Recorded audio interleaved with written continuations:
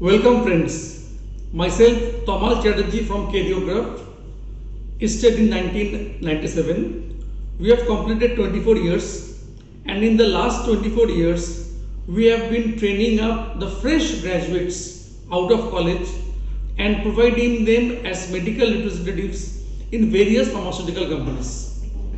Today we can tell that there is not a single company in India where our students are not working. They are not only working at the medical representative level, but today they are promoted, they have got career growth, and many of them are working in senior managerial capacities. Today's video we will discuss on how an interview happens for the selection of a medical representative. When a candidate, basically a fresh candidate, goes to give the interview of a medical representative, the interviewer judges him on three parts. Part A is about the candidate and whether he knows the job or not. Part B is on the basic medical subject, because if he has to do the job of a pharmaceutical representative, he or she needs to know the basic biology. And the part 3 is his selling skills, objection handling and presence of mind. Because when he is going to meet a doctor, then the doctor will have several questions to ask him whether the candidate is able to handle the doctor's question or not. So the video will be divided into three parts. The first part will be about yourself and the job. So now we will be starting with the part 1 of the video. So in the first part of the interview, which we are calling part 1, the interviewer will be judging you and will be trying to know you, who you are, what is about your family, and whether you are aware what is the job of a medical representative. Now friends, I will be telling what are the common questions that is asked, and I will discuss what is the reason behind asking that question and how we can handle it. Remember, in the interview there is nothing fully right and nothing fully wrong. Every interviewer is a separate human being, and every human being have their own thought process. So I will not give you any answers which are to be remembered by you and which you will be vomiting in the interview board. No. I will be explaining you the science and the reason behind the question, so that you know what the interviewer wants to know, and accordingly you can position yourself and tell those things which you can handle. The first question that comes is, tell me something about yourself and your family. Now here, basically the interviewer wants to know which background you are coming from. Suppose your father is working in a bank, or is a teacher, or is working in any government or private sector company. That means you are coming from a background where your parents are job holders. So you have been brought up in a way where you know that you have to leave home at a particular time, you have to do a job and come home. So you have been groomed up in that way. And suppose someone is coming from a business family, they are having a business, the interviewer will have a question in his mind that if his family is having a business, then why is this candidate not joining the business? Is he not capable of running the business? Or he wants to have some professional exposure with my company and then will go and join the family business. So if you are coming from a business family, you need to convince the interviewer that why you want to become a medical representative rather than joining the family business. This goes question 1. The second question that comes is, what have you done after graduation? Now friends, This is one of the very tricky and interesting questions which decides whether you will be selected or your selection is difficult. When an interviewer is interviewing somebody whose age is 21 or 22 years and they have just completed his graduation and coming for the medical representative job, it is clear that this particular candidate by choice wants to become a medical representative. And if we have taken training from somewhere, the student in the interview board gets an extra mileage that he has prepared himself for this profession and is now coming to this profession. So this candidate can be selected, can be considered, because pharmaceutical is his first choice, number one. Secondly, he have taken the preparation, he have taken or undergone a training course, invested money to know the job so that he can be successful in the interview and in the job subsequently. Now see, someone at the age of 24 or 25 who is coming for the same job have done his graduations 2 or 3 years back. The next question that will be asked is, why are you coming 3 years late? Here that candidate needs to justify what he did for the last 3 years, why he have not been successful in his objectives in the last 3 years, and why is he now wanting to become a medical representative. For example, someone may have prepared for a government job. So after 3 years he is tired, he feels that he no more can get the job. Then is he a failure over there? Does he have the positive energy to do the medical representative job now? Pharmaceutical was never his first choice. Will he be able to do it? These questions starts coming up in the mind of the interviewer. So how you will be handling these questions also requires training. So if you are properly trained to handle why I am late, then the reason, if it is convincing, the interviewer will select you for this particular job. But in general, what I can tell you, the gap between your graduation and your giving the interview, if it is short, your chances are better. The more the gap increases, your chances starts diminishing. Today, pharmaceutical companies are taking fresh graduates maximum to the age of 25 years, in some cases 26 years. After that, they are not taking fresh graduates. So you need to plan your career accordingly, so that you can convince the interviewer that you are coming to this profession to become a medical representative by your choice, and not that you are rejected everywhere and you are coming down.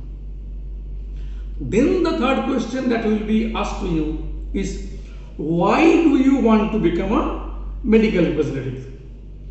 Now you have to be very clear and justify yourself to the interviewer that why you want to become a medical representative.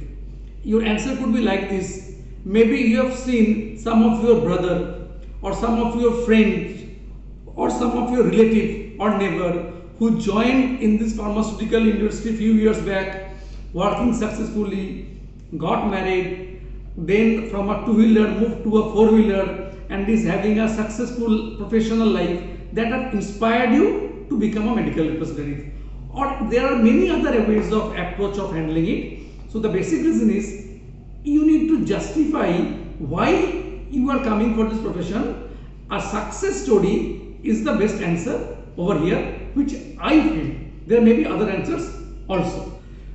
Next, the interviewer will ask that what are the qualities required, or what are the qualities in you that you feel will make you a successful medical representative. Now here you need to be very clear to understand what is the job and what are the qualities required.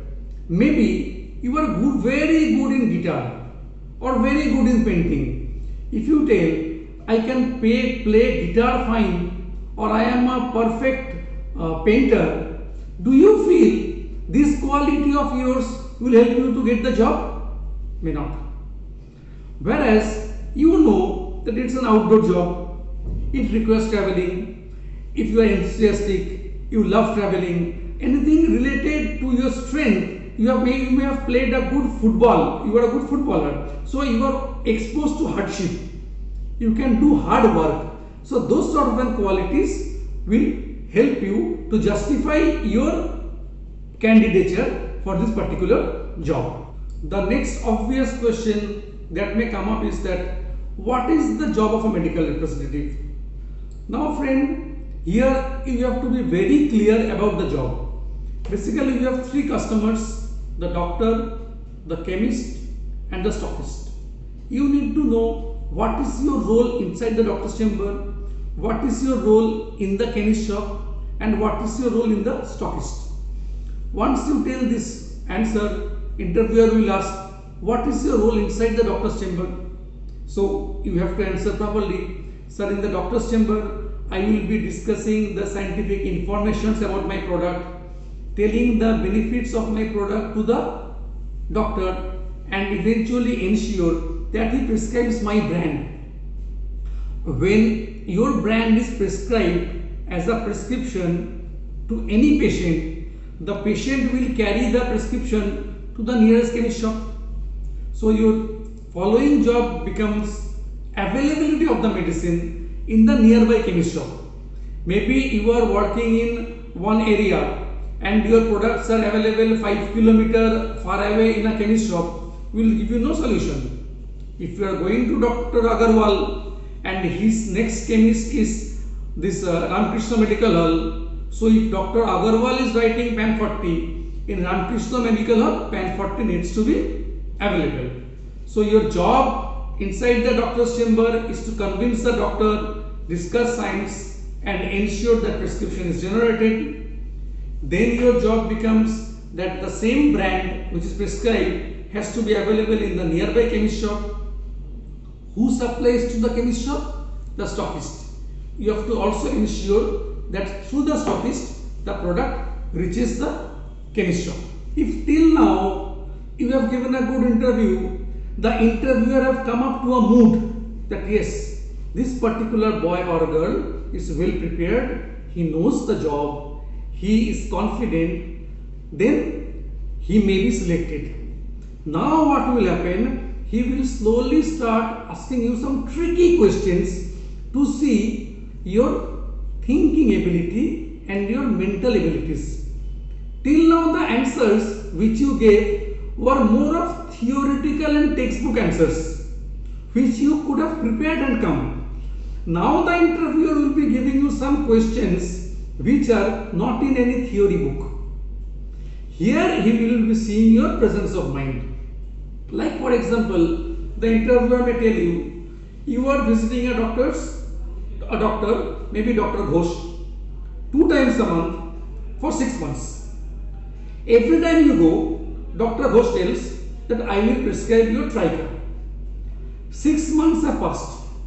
You have made 12 sincere visits. Doctor knows you by name, doctor knows your brand, doctor knows it is available, but he is not prescribing. How will you handle the situation? It's a very tricky question. You need to handle it. Or he may tell you, you have gone to a chemist shop to launch a new product. The chemist shop tells that I don't keep any new products. That's an extra investment for me. Chemist shop is stubborn and doctor tells, make it available, I will prescribe. How will you handle the situation? So these are certain tricky questions which will be asked to you. If you want to know the solution or the answers of these questions, you write in our chat box or at the end of the program the mobile number will be given. You call up, we will be sharing the answers to you, because if I tell a particular answer in this YouTube, everyone will be telling the same answer and the interviewer will know that it is a YouTube answer, not your own answer, you will get rejected. These particular problems have 10, 20, 30 solutions, 30 answers. If you come to us, we will give you an individual answer which will be handled only by you. so that the interviewer does not feel that it is a mugged up or a memorized answer. It has to appear that it's your own answer which is coming spontaneously. Sometimes the interviewer will ask you, tell me two good reasons why should I select you, or rather why should you be selected. You need to prove him, you need to convince him. Now if you tell something of the future, no one has seen the future. You have to give an example from the past. That sir, I have done this thing, I have handled certain situations successfully, so I feel if you give me the job of medical representative, I will be able to handle those situations successfully also. Again, these answers are very specific answers. If you are good in cricket, I will be giving you an example from cricket. And if you are good in something else, maybe you have done few blood donation camps. So organizing skill is your merit.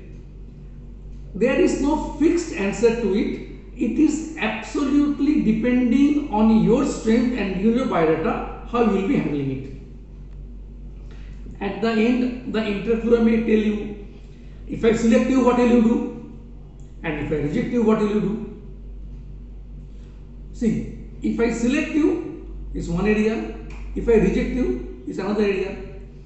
The answer what we most get is that if I reject you, what will you do? Is the question. The candidate usually tells, I will try for the next interview. Somebody who gives an even better interview tells, I will prepare myself more harder and I will be successful in the next interview. Is one approach. My suggestion to you is, if somebody gives an approach like this, sir, if you reject me, I would like to know the reasons for that, where I am weak. I will develop myself and come to you after 2 days, developing my quality and expect to get selected in your company.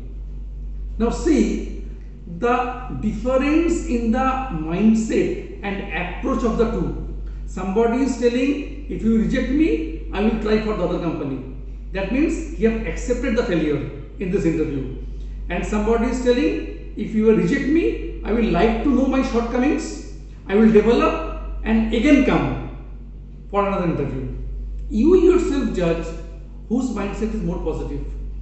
If you are going to the doctor tells, I will not prescribe your product. Somebody may think, I will go to the other doctor and tell, because you are not the only doctor. There are hundreds of doctors.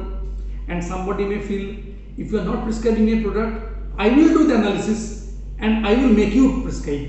That challenge he takes to himself. So this is how an interviewer evaluates you, your skills, your mindset, your attitude, your presence of mind for hiring a medical representative in his company. So with this, we come to the close of the part 1 of the program of this interviewing session. So in the part 1, the interviewer is basically trying to know about you, yourself, your attitude and the job concept. The subsequent interviews on the medical subject and the selling skills, objection handling will be taken up later on in our next video. Thank you.